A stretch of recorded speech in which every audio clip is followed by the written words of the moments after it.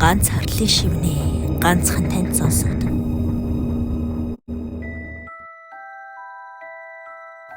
Зогдбаатрын ууган баярын зохиолоо зойр. 1-р хэсэг. Нэг их цас мэс болоогүй хэрнээ хүйтэн жавар тачхинсан өвлийн жигхэн өдөр байлаа.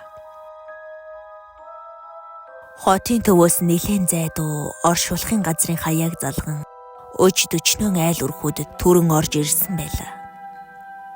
Үхэгсдийн хотод голомтой асаасан эдгээр айл өрхүүдийн аж амьдрал нэг л өөдлөхгүй байгаа мэт. Галсангийнх энэ жил мөн л үхэгсдийн хотын хаяаг дэрлэж буусан айлуудын тоог нэгээр нэмсэн юм. Эхнэр 10 настай охин хоёрынхоо хамт амьдардаг тэрээр уугийн сүсэг бишрэлгүй нэгэн. Сансныг бодоход овоо том байшинтай болсондоо баахан ол зурхаж, ирэх жилээс хэрхэн яаж одоо байгаа дээрээ нэмээд хэд хэдэн байшин барих тухай төлөвлөгөө толгоондоо зохионо. Галсан энэ жил 34 хүрч байгаа биеэр хүү өндөр нуруутай улаан хүрэн царайтай нэгэн аж. Шулуун цэг хамар зоримог бэрийн баг зэрэг онгор дөнүүд нь түүний буст таалагдах гол сэжүр болдгоо гэлтэй. Түүний спорт хэлбэртээ засуулсан тачирхан ус өөрт нь гайхалтай зөгсөн байхаагаад хулчгарч ихэн байралтаж ноцолддог нэгэн байсныг гэрчлэн.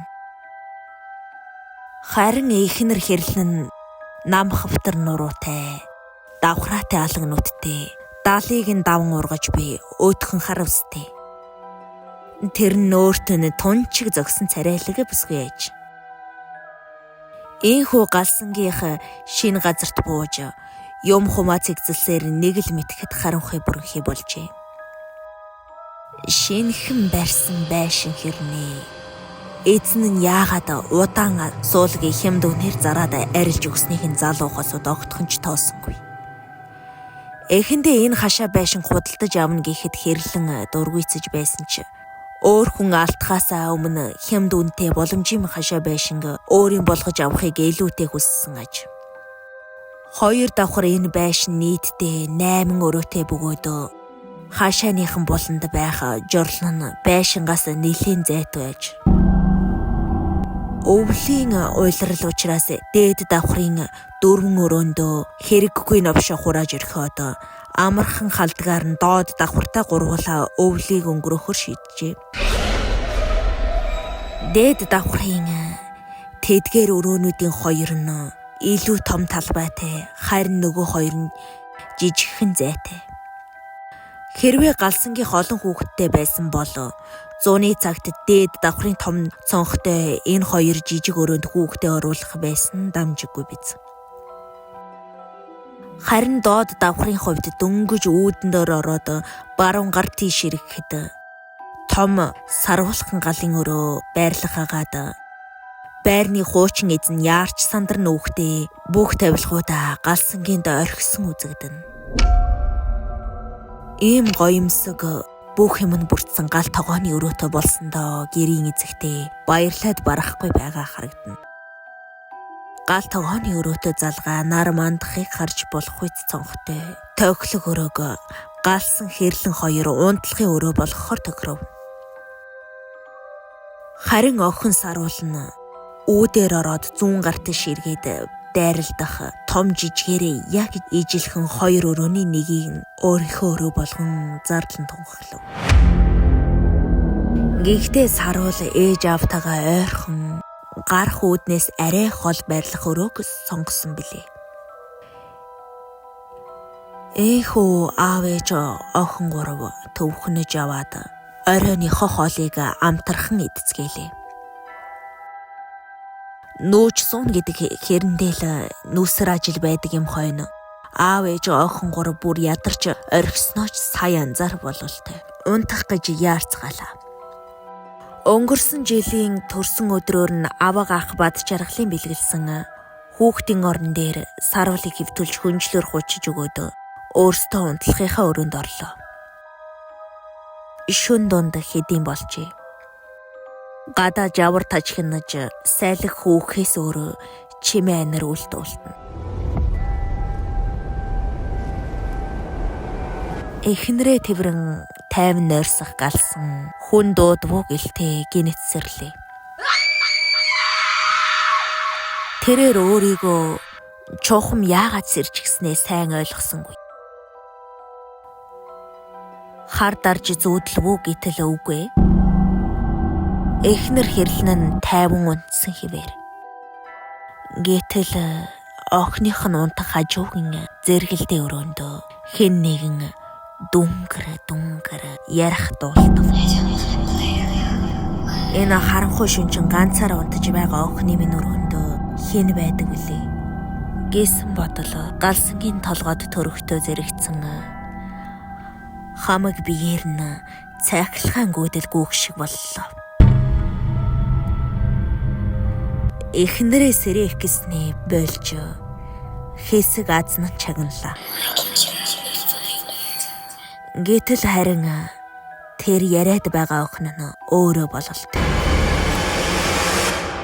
Галсан охин саруулынхаа зүүдэлж байна гэж бодож тайван босоод өрөөнийхэн хаалгыг чихээ наан чухам юу яриад байгаа тухай сонснов.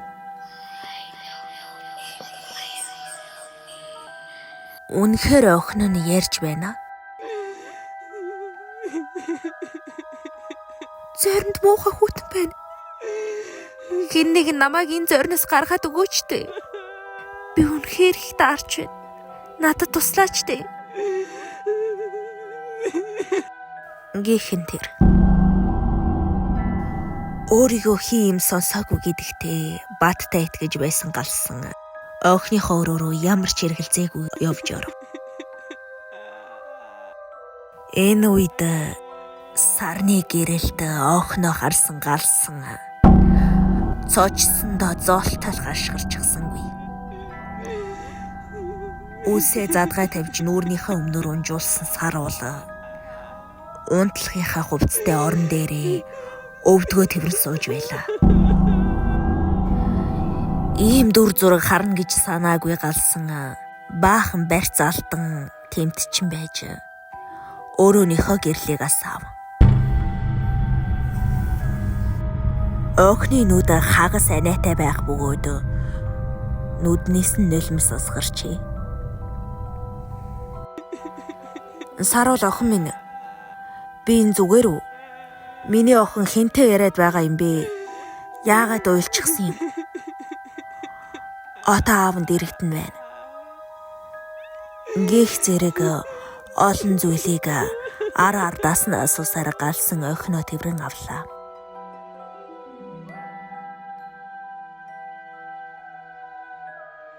Охин даав нь өөрийг нь тэвэрч байна гэдгийг мэдсэн ямар ч шинж байсангүй. Миний охин айх хэрэггүй. Одоо аав нь охинтойгоо хамт унтах учраас бидхий сандраарай. Ингээсээр галсан өнөө хэрн сэрээгүй байгаа охиноо хүнжлөөр сайтрах хүчин өөрөө хажуутан зэрэгцэн хэвдлээ. Хэдий галсан охиныхоо өрөөний гэрлийг унтраасан чи цонхоор сарны гэрэл нэвт тусч өрөөн доторх хамаг юм ивэлх харагдаж байв.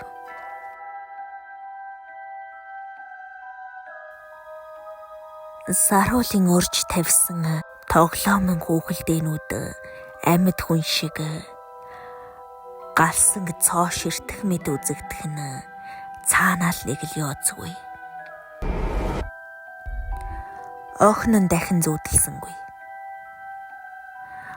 Галсан охиноо тэвэрч хөвцсээр нам унтчээ. Өглөө болж нар гарсны дараа хамгийн түрүүнд галсан сэрв. Охин юу ч болоогүй мэт тайван сайхан унтаж ямарч байв. Түүнийг харсан галсан бөөр тайвширч цай чанахар гал тогооныхоо өрөөрөө зүгэллээ. Удалгүй эхнэр хэрлэн нь түүний араас ороод ирв. Миний хань сайхан амарсан уу? Тэглээ хөө. Харин чи ч шөнө бүх гихч нь унтаж амарч бай шүү. Хэмээн галсан хариулаад өглөөнийхөө цаг үргэлж зүйлсээр бэлдлээ. Чи намайг шүн сэрээгүй гэж бодож байна уу? Чамайг шүн сэрээд саруулын өрөө рүү явсныг чинь би нүдээр нээгээгүй болохоос мэдсэн шүү. Оо тэгээ юу? Мэдсэн. Оохон жоохон хар дарж зүүдлээ юу? Чамайг нэг их удалгүй хүнжилдээ ороод ирэхээр чинь би гайгүй юм байлгүй гэж санаад асуугаагүй шүү. Нойрон харамлаад л тэр байлгүй. Галсан чихэндээ ч итгэсэнгүй. Шөнө ганц л удаа босоод оохныхоо өрөөнд тэр чигээрээ тэндээ хонсон биш билүү? Эхнэрийнхээ өвөрд шүн дахиж ороогүй дээ. Тэгээд л сая босоод шууд галынхаа өрөөнд орж ирсэн гэдгээ галсан хинэрч хэлүүлдэггүй сайн мэдэж байлаа. Энхүү галсан хэсэг гайхаснаа. Ам нэх гэтэл хэрлэн түүний үгийг таслан. Үгүй ингэж шүн бүр гадаа гарсан уу? Би чинь цэв хүүтэн л араар ороод хэвдсэндэг. Гэтэл галсан. Үгүй би гараагүй. Худалч гэдэг нь ямар хүүтэн байна гэдэл жижирхэлсэн хоолоогоор гингнээд байсан биз дээ. Залуугаараа хөгшрөөд орж гарснаа ч мэдхээ байж хаа юу. Галсан юу ч хэлж чадсангүй. Хэрлэнд хийлэх гэсэн хамаг үг нь хоолоо дээр нэрээд газчихав. Хэрлэнгийн дууны өнгө царайнаас нь харахад тоглосон шинж ер алга. Гэтэл саруул өглөөнийхөө цайг уух гэж яарсан хүн энэж хөөрсөөрөө гүйгээд ороод ирлээ.